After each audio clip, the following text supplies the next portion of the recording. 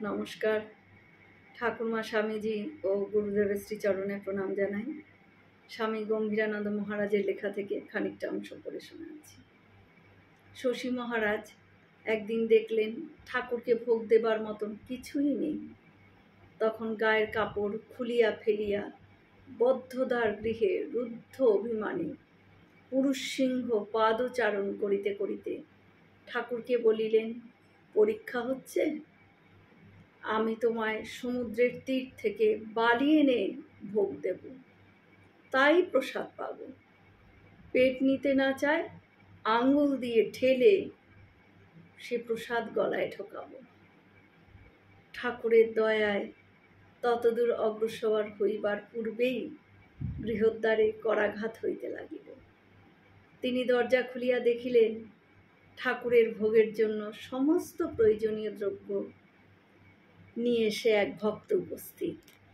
আর একবার ঠাকুরের ভোগের সময় আগত প্রায়, কিন্তু ভীত নাই।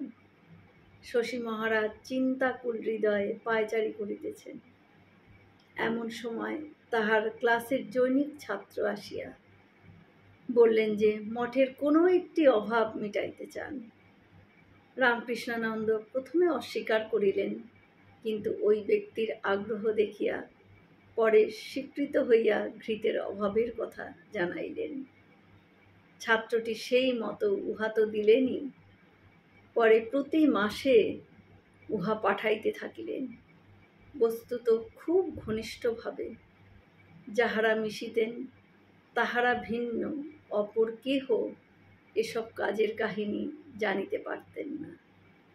ভদ্রতা হিসেবে কেউ যদি জানিতে চাহিতেন মঠ চলে কি করিয়া, তিনি নিরুদ্বেগে সহাস্যে উত্তর দিতেন, ঠাকুর সব জুটাইয়া দেন। সত্যি ঠাকুর সব জুটিয়ে দেন।